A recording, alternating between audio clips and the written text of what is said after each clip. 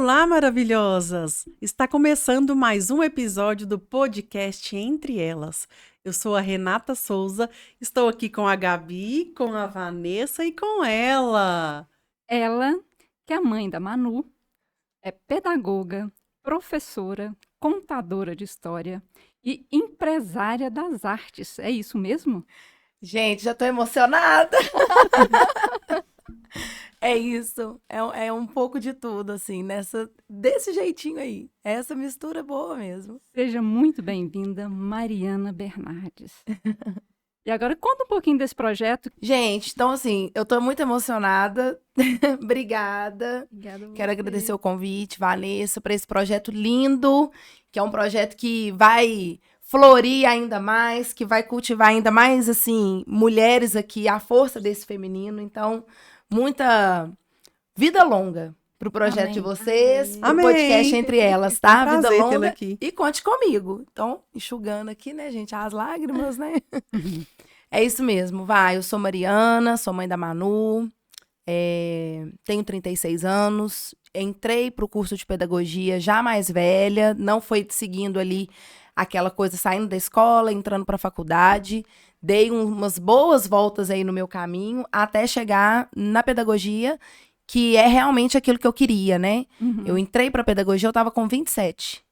E aí, de lá, desde então, eu não parei. E aí, fui nos projetos, criei o Conte Comigo, que é, assim, é o meu filho mais novo, assim. Tem a Manu, que é a minha filha, assim, de dar vida de tudo, é meu tudo. E o Conte Comigo, que é esse suporte que eu tenho, que é o que sustenta todos os meus projetos. Então é isso, eu nem sei mais se era isso que eu tinha que falar, se você me perguntou, eu já fiquei, né, fiquei emocionada, mas Isso, já conta pra gente, então, como que surgiu essa ideia do Conte Comigo, como que foi esse processo? Eu fico emocionada porque é assim, eu não sei se, acho que isso é muito da mulher, né, gente? A gente sempre cria, ou muitas de nós criamos as nossas próprias possibilidades, né? Sim. Sempre. A gente não tem necessariamente um espaço já pronto ali pra gente, né? Então, e assim, eu venho de um lugar que eu tive um apoio cultural, né? Porque eu sou filha de um professor, artista também. Então, assim, eu tive uma referência masculina positiva, mas ao mesmo tempo com diversas dificuldades de classe social mesmo, né? De raça. Então, quando eu percebi que eu tinha uma filha, ela estava com 3 anos, eu já tinha feito administração, não tinha gostado, e aí no meio, até chegar na minha gravidez e tudo, então teve esse caminho de antes, assim, minha mãe tinha um negócio, aí eu assumi o negócio da minha mãe, quebramos, e no meio disso eu engravidei. E eu já tinha administração, mas eu não quis continuar a administração, engravidei, tive a Manuzinha em 2013. Aí passei 2014 com ela, por conta dela, 2015. E aí fui encarar o mundo com a minha filha. Aí, assim, só eu e ela, sabe? Quando eu tava já com ela, assim, o meu pai um dia me chamou. Ele falou assim, olha, a gente precisa de uma contadora de histórias. E a gente queria que fosse uma mulher, porque a gente vai fazer uma circulação. Eu acho que você dá conta. Você não quer encarar, não? Aí eu falei, uai. Assim, né, uma experiência, eu ainda tava, sei lá, no puerpério ainda, eu tava amamentando. Aí eu topei. E aí a gente fez uma circulação. Eu já tinha tido uma experiência contando histórias, muito tempo, antes até da Manu, de ficar grávida e tal, na biblioteca.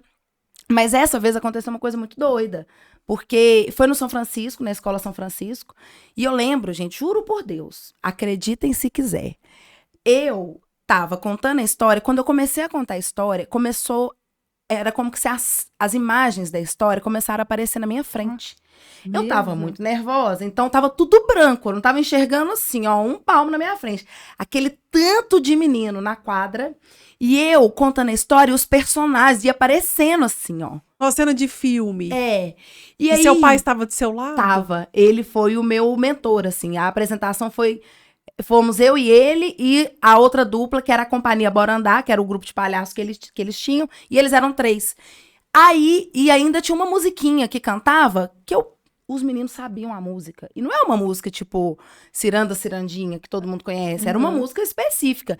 E aquela meninada cantando junto comigo. Gente, juro por Deus, naquela hora eu senti assim, lá dentro, eu falei assim, isso aqui eu quero fazer pro resto da minha vida. Nossa, eu até arrepiei. É, de juro. arrepiar. Aí, enfim, passaram os processos que eu tinha que passar, né? Muita coisa aconteceu. Eu tive uma separação do pai da minha filha muito difícil.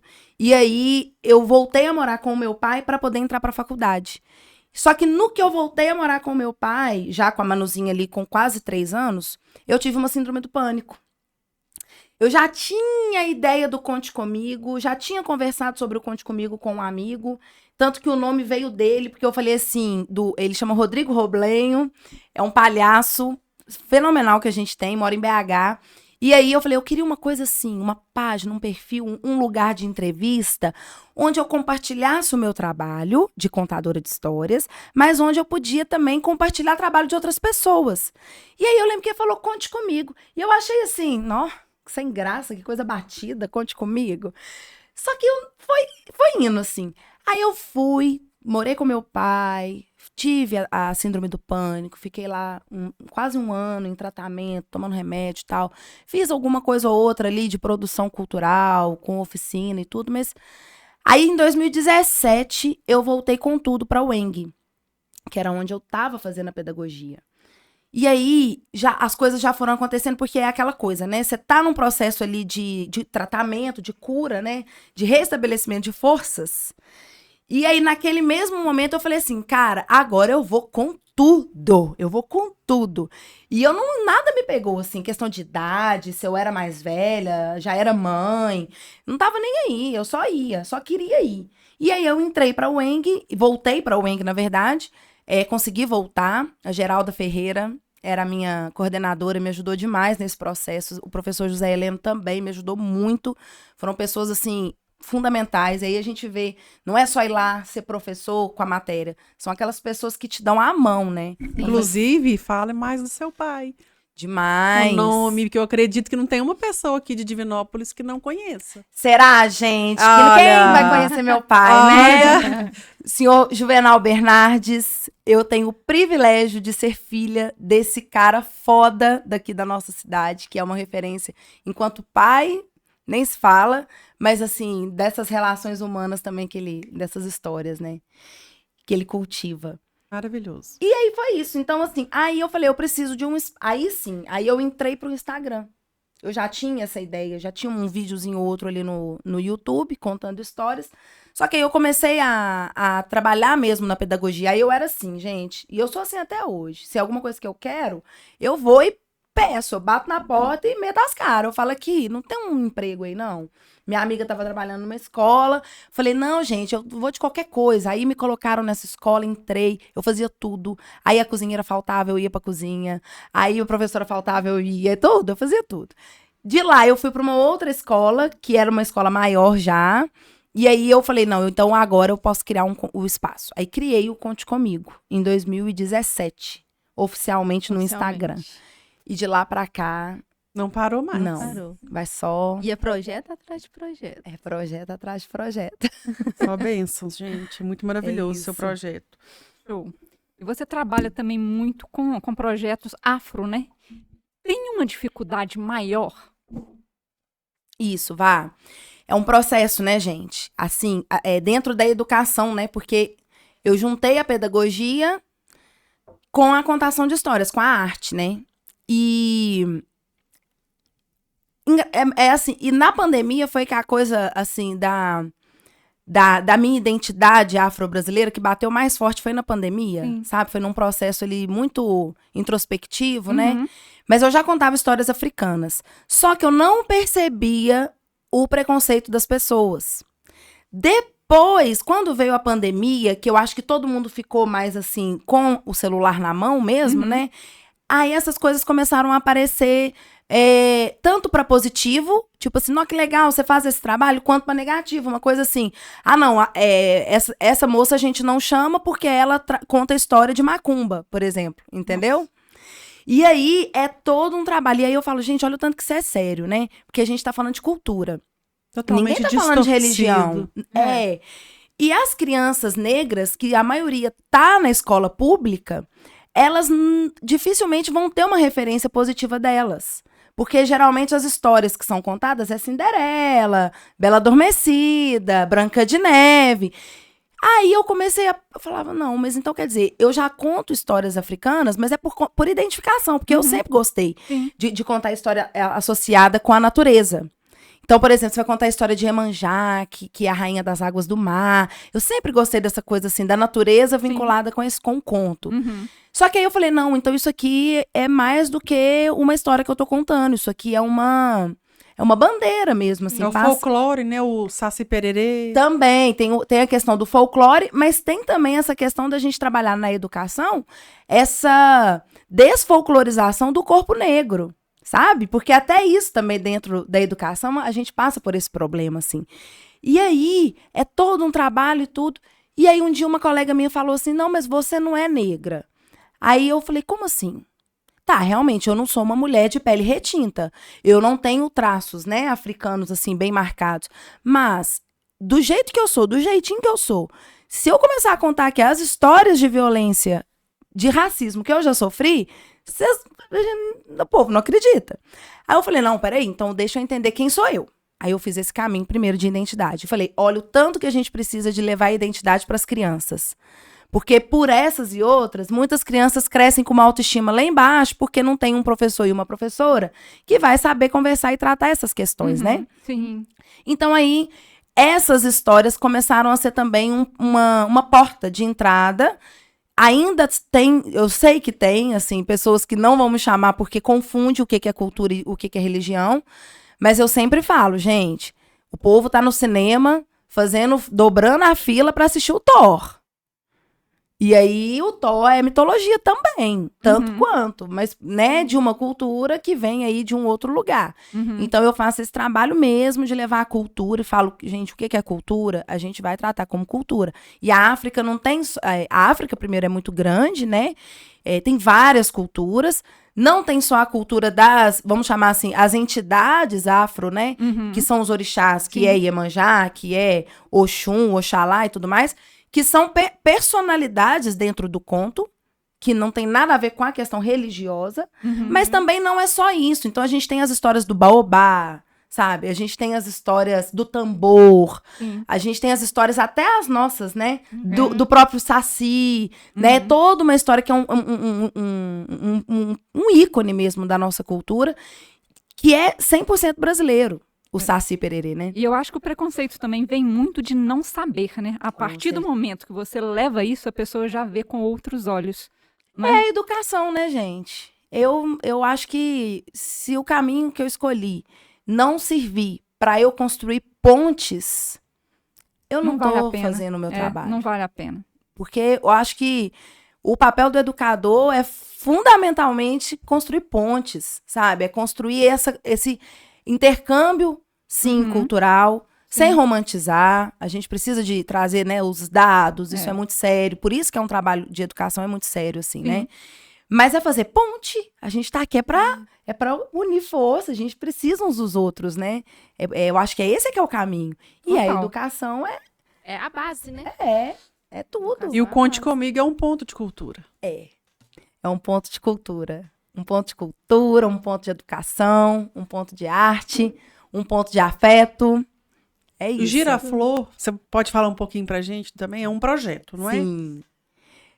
É um projeto do Conte Comigo, não? Isso. É um braço. Isso. Comigo. É uma ramificação. É como se fosse assim, o Conte Comigo é uma grande árvore. E aí ele já tem vários galhos. Tem o Corra também, que é um projeto de grafite que a gente tem. E o Giraflor é um desses galhos que já tá gerando frutos aí.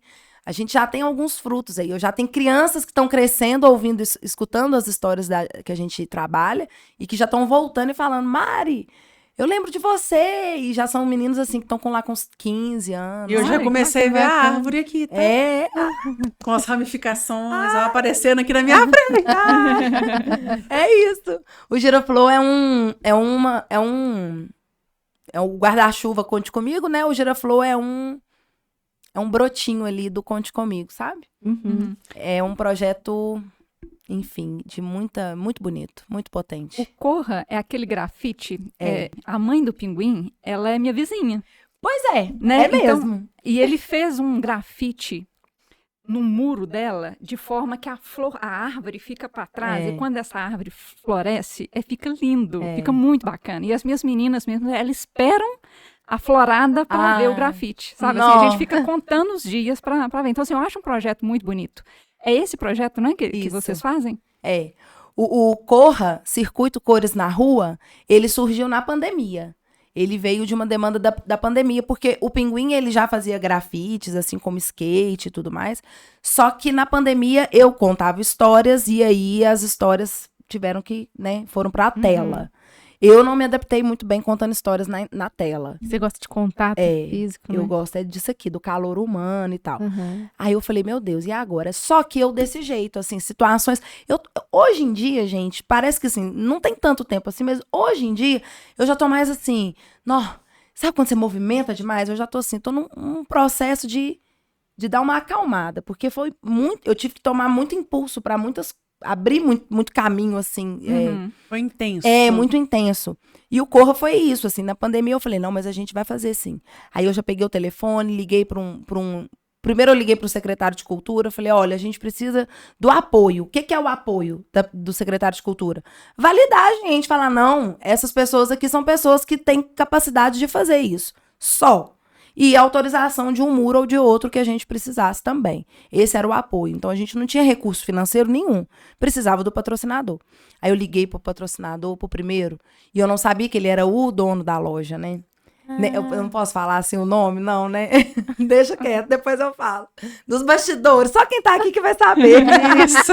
Mas aí, eu falei, não, porque vocês que têm a empresa aqui na cidade, vocês têm que devolver isso pra cidade, e vocês vão investir na cultura, vocês estão investindo numa coisa que vai dar, assim, muito retorno positivo pra marca de vocês e tal. Pode falar pro dono que isso e aquilo. Ele, não, mas eu sou o dono. Eu falei, então eu tô falando com a pessoa certa. Aí fizemos aí a circulação do Corra. E o Conte Comigo a mesma coisa. O Conte Comigo a gente fez um caminho, primeiro com o Corra, de um patrocinador, gostou muito de trabalhar com a gente, assim. Eu tenho uma questão com o meu trabalho que eu sou muito pontual. E é uma dificuldade porque às vezes a gente tem na equipe, cada um é de um jeito. E eu não tenho uma equipe que tá ali comigo todo dia. Minha equipe junta uma vez por mês, 2 vezes. Então, cada um tá no seu ritmo, não dá pra eu cobrar. E eu sou hiper pontual. Porque essa é uma devolutiva que eu faço questão de entregar para quem tá apostando no nosso projeto, né? Então, esse patrocinador gostou muito. E aí, quando vem o Giraflow, de novo, que é um projeto, o Giraflow é um grupo que nós criamos em 2015. Eu e mais 2 amigas de mulheres.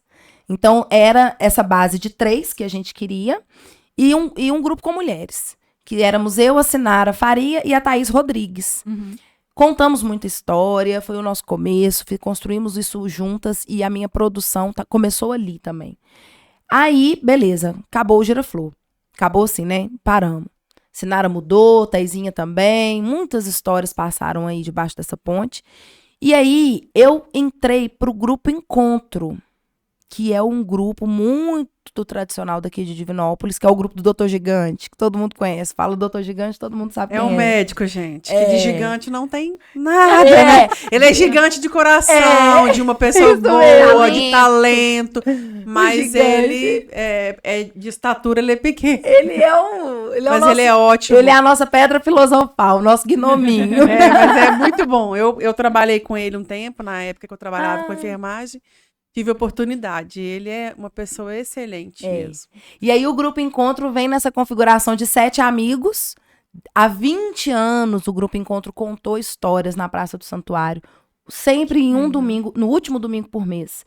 Isso foi durante 20 anos. E aí, como era um grupo de 7 pessoas, alguns precisaram de sair. E aí, nesse movimento, eu entrei em 2017.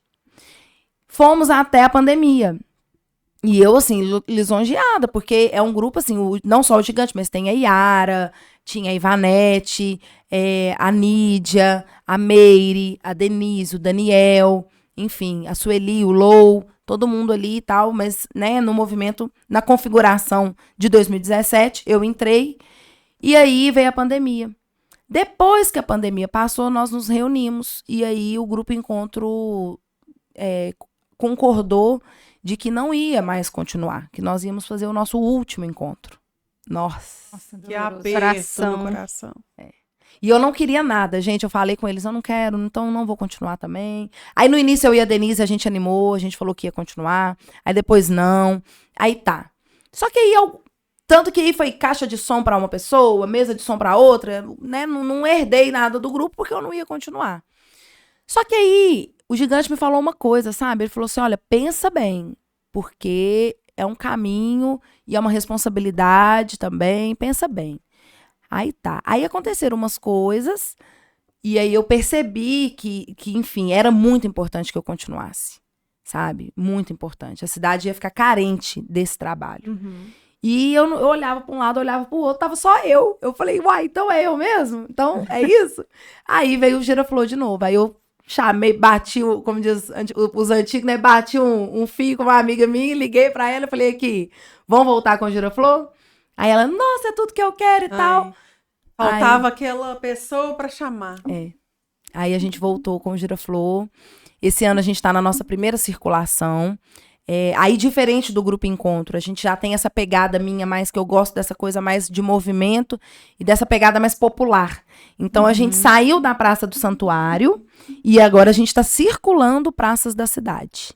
Bacana. E gerando um movimento maior, né? Dá um trabalhão danado, mas é muito... Nossa, é muito o retorno bacana. É muito positivo. E uma dúvida. Como que funciona hoje o projeto? Por exemplo, a escola que entra em contato com vocês para fazer a contratação de vocês, ou é através de, por exemplo, sai lá que tem um plano que as escolas precisam implementar na escola. Como que funciona isso melhor para a gente entender? Ainda não funciona muito, pelo menos para mim. Talvez para outras contadoras de histórias isso já tenha mais assim, já aconteça mais assim. As escolas têm essas políticas, né, de poder levar o trabalho do artista lá dentro para fazer alguma parceria e tudo mais, mas isso é uma coisa que parte de dentro da escola, né? Aí a gente não pode ficar dependendo, né, de ser chamado ou não. Igual a última vez que eu contei histórias em escola, deve ter, sei lá, foi em abril. Então, assim, não dá pra isso não é um caminho que a gente fica muito contando, né? Entendi. Então, o Giraflor, ele vem com iniciativa de patrocínio direto. Aí nós fomos, lembra que eu falei que eu chego, bato na porta? Fui lá, bati na porta de novo, falei aqui, temos esse projeto, as nossas metas, e aí eu coloco isso tudo, porque é uma coisa que a produção cultural me deu, né? Que é essa experiência de colocar meta, o público que a gente quer alcançar, tudo isso. E aí... coloquei tudo bonitinho, apresentei o projeto, e aí esse patrocinador nos abriu uma porta também para outros patrocinadores. Hoje a gente tem um grupo de 4 patrocinadores, cada um dá um pouquinho, então não pesa, e a gente consegue ter essa estrutura. E agora conseguiu aí abranger outros bairros que às vezes não teriam condições de vir até o centro, né? Então vocês conseguem atingir mais pessoas, né?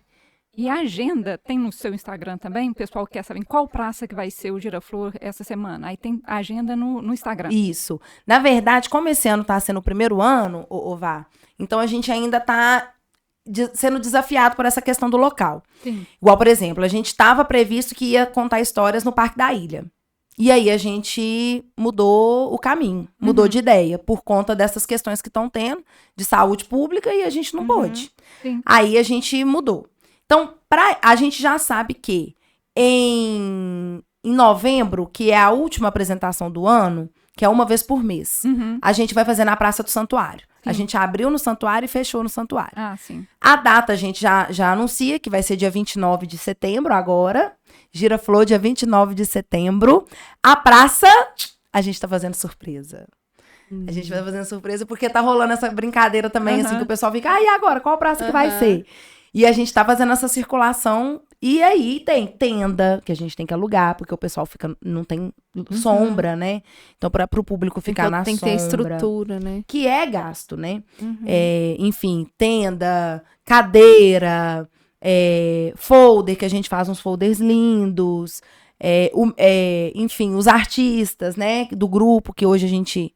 Enfim, ficamos eu e a Thaisinha. E agora o Giraflor tá recebendo um novo integrante, que não é uma mulher, mas tem flores no nome. Então a gente trouxe. Tá cheio de surpresa. Cheio de surpresa. Aguardem. É isso. Bacana. E também uma oportunidade para tirar as crianças da tela, né, Mariana? Porque, assim, todo mundo reclama que a criança só está na tela, mas não oportuniza ela a esses momentos. E na praça, não tem como falar que é caro levar a criança na praça, né? Nossa, Vanessa, isso é...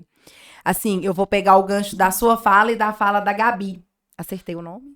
Então, Que ao mesmo tempo que é uma atração pública, gratuita, dependendo, por exemplo, do bairro que a pessoa mora, ela tem ali 3 filhos.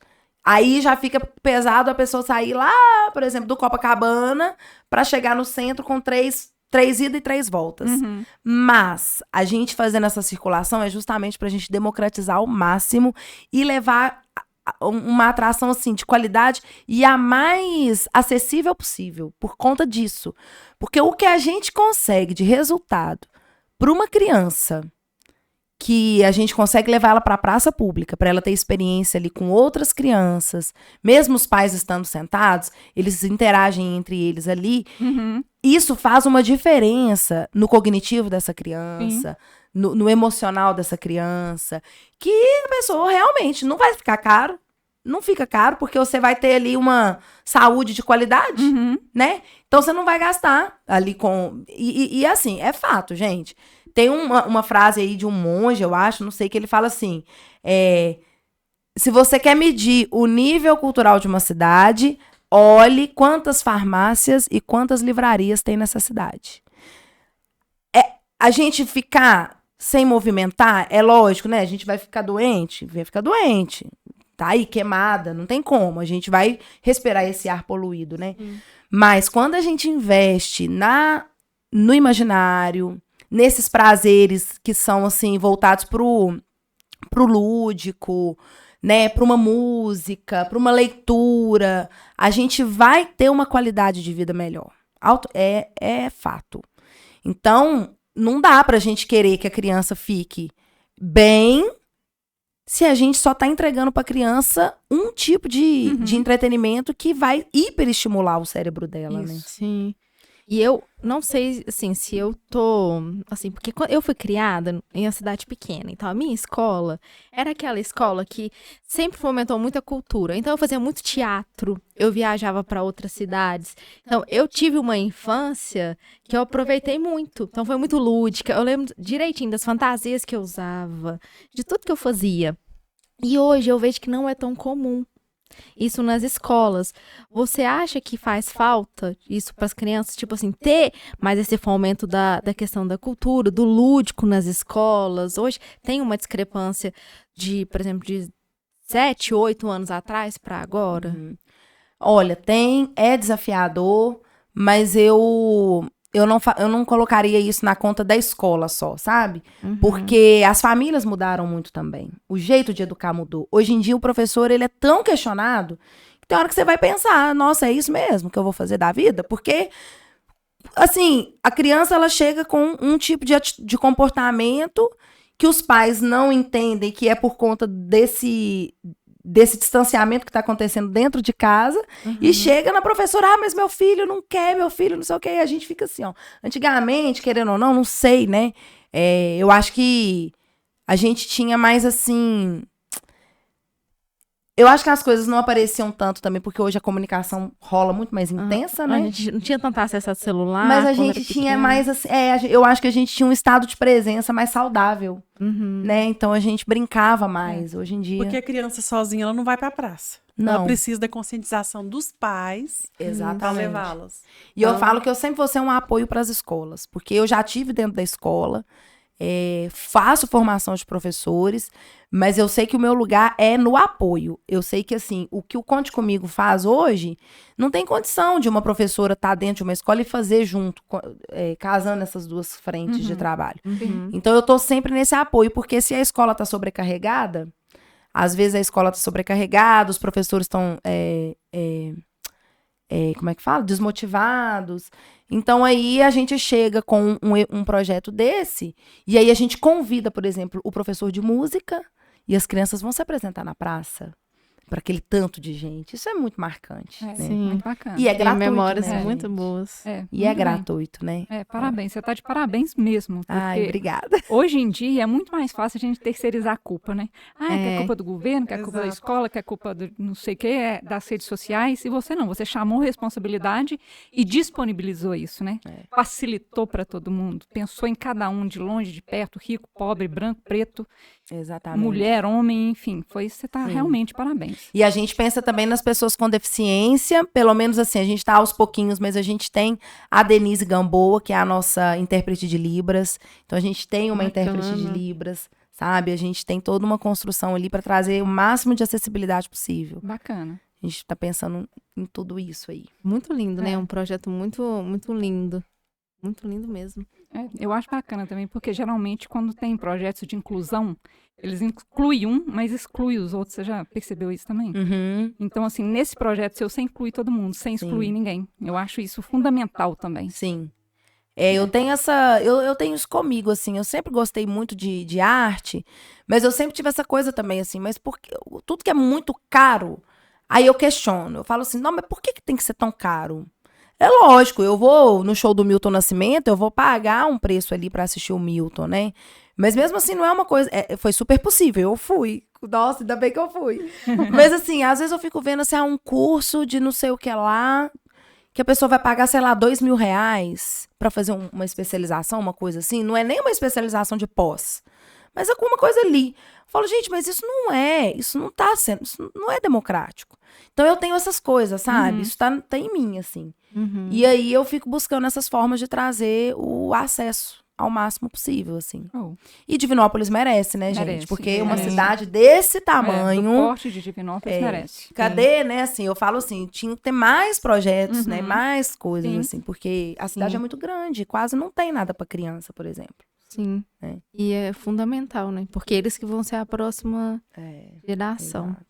Muito E a gente educa tanto na praça, gente. Às vezes, assim, os pais mesmo, eles estão voltando, se reeducando, porque tá diferente. A geração pós-pandemia é a primeira vez que eles estão tendo experiência na praça. Então, por exemplo, chega lá uma pessoa que para na frente de todo mundo. Aí o próprio pessoal, aí a pessoa, de repente ela entende que ela não é a única pessoa que tá ali naquele lugar, né? É um lugar que tem, por exemplo, atravessa um cachorro que é da praça. Aí a gente precisa de alguém ir lá e tirar esse cachorro, a gente precisa dessa coisa comunitária, né? Então a gente tá reeducando as pessoas também nesse sentido, sabe? Sim, porque todo mundo com a pandemia teve um distanciamento, é notável, né, que teve um distanciamento, a gente está se reaprendendo a lidar no coletivo. Isso, muito individualismo, né? As pessoas ainda, a gente tá numa época que as pessoas são muito individualistas, né? Muito. Cada um tá ali. E lógico, a gente tem que se salvar primeiro, né? Mas a gente não pode deixar de olhar pro lado, né? Já tô doida pra levar a Cecília. Oba! De verdade mesmo, porque ela adora música, história. Ela tinha aula de capoeira na escola, mas pensa numa criança que amava. Chegava lá tocando, aí o professor colocava aqui um carimbinho de berimbau, e a gente não sabia que era um berimbau. Aí todo dia ela chegava lá em casa e falava enroladinho, a gente, que isso, Cecília? Falava enroladinho, a gente não entende. Até que um dia a gente olhou e tá assim, é um berimbau, Cecília. A Natália também sempre estudou em escola que teve musicalização, Muito capoeira, no estilo ali do criação, né, artes. A Natália teve uma vez, eu fico assim admirada. Pequenininha foi fazer cartinhas para os professores. Fez numa folha seca que ela pegou da árvore. Com pintura. Olha isso. Então, assim, foi sempre muito estimulada. Eu não tive muito isso, mas na minha época eu brincava na rua.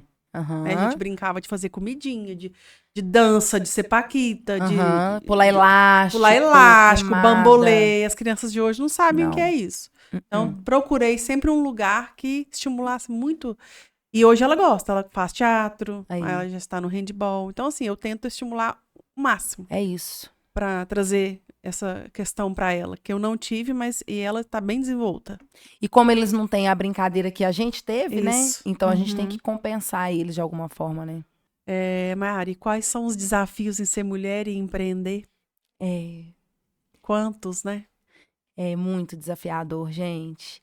Eu acho que passa por esse lugar, assim, da gente não ter um reconhecimento ainda, que eu sinto que eu acredito que esse reconhecimento, ele vem, mas as pessoas que dão esse reconhecimento são pessoas que, geralmente mulheres também, que estão ali naquela mesma luta de querer fazer o seu próprio chão, o seu próprio caminho. Então, um desafio muito grande, eu sou uma mulher, eu sou mãe, eu sou uma mulher parda, uma mulher negra, eu não sou uma mulher loira dos olhos azuis, não tenho um padrão aqui e não tenho, assim, pessoas influentes que vão me abrir portas e tudo mais, então eu faço do zero mesmo e tudo. Então, eu acredito que o maior desafio é estar sempre tendo que provar que tá dando conta. Sabe? E tá tendo que provar, tô tendo que provar. E lidar também, às vezes, com uma invalidação. Porque por eu ser mulher, às vezes as pessoas não vão olhar tanto com esse destaque, porque às vezes aquela pessoa simplesmente não acha que é tão relevante. E aí eu fico pensando, se eu fosse homem, será que ia ser desse jeito também? Sabe? Até mesmo assim, nessas propostas de reconhecer mesmo, né? De dar esse reconhecimento dentro da cultura, por exemplo, dentro da arte, da educação, né? Eu sinto isso, assim, que a gente sempre tem que ficar provando mais vezes que a gente dá conta. Esses dias foi engraçado Nossa, foi engraçado demais. Eu tava dentro do Uber, tava eu, meu marido e o Uber. E o assunto era, sei lá, imposto de renda. E aí os dois... Aí o Uber foi falar uma coisa e o meu marido foi começar a falar e os dois começaram a falar como se eles estivessem me explicando. E aí eu falei aqui... Para tudo. Eu sei muito bem como que é. Inclusive, quem declara lá em casa é eu. Então, tipo assim, vocês estão me ensinando o quê, né? Uhum. Mas é sempre nesse lugar de estar ensinando a gente. Então, isso é um pouco, assim, muito desgastante. Ao mesmo tempo, eu sei que quando eu consigo estar aqui, por exemplo, para mim é uma conquista. Sabe? Porque eu sei que eu tô aqui porque eu fui notada e reconhecida pelo que eu faço. E eu sei que daqui também eu posso trazer várias outras. Com certeza. Porque a gente tem essa força de estar, assim, sendo reconhecida e fortalecendo umas às outras. Sim. A Grazi Ruffo, que tá aí na estética afro-brasileira, mas aqui em Divinópolis tem um trabalho excelente, Grazi Ruffo. A própria Elisane Santos, que é uma produtora cultural daqui da cidade também, que tem um trabalho com hip hop e com adolescentes que é fantástico.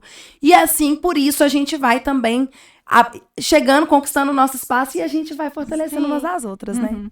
Eu acho que não só o fato de ser mulher, mas o segmento cultura e arte também tem um preconceito por trás, né? É muito mais difícil você... criar um projeto desse do que um projeto financeiro, por exemplo. Sim. Não, quando a gente foi para essa casa que a gente está morando agora, a gente alugou a casa. E aí o vistoriador chegou e tal. E meu marido também é artista, né? Uhum. Tem esse detalhe. Meu marido também é artista.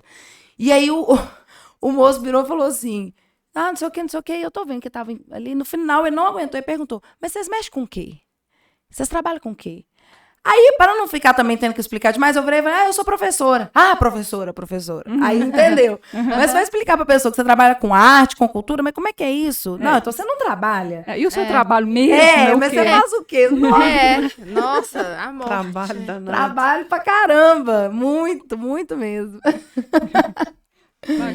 Arrasou, Mari. Oi, gente, que alegria. Mari, prazerão enorme ter você com a gente, de verdade, valeu muito. As portas estão sempre abertas para você quando você quiser. E para quem quiser te encontrar nas redes sociais. Então, rede social, gente, tem o Conte Comigo, __. É uma bonequinha tocando tambor. Lá no Conte Comigo tem as pílulas de reflexão que eu sempre solto. Eu falo, olha, eu falo alguma coisa, depois eu falo, mas eu não tenho certezas, eu tenho histórias. Então, então tem o Conte Comigo. Tem o Giraflor, que é sem o R, tá? É Giraflor, _histórias.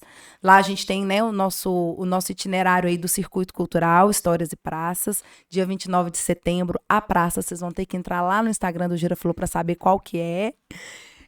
E o Corra, que é Corra, underline também, tem um underline lá. O Corra é mais voltado, a gente tá fazendo muito, muito trabalho com escola pública, muito adolescente, né? O grafite a gente traz mais um público jovem. Bacana. E aí eu vou... É isso.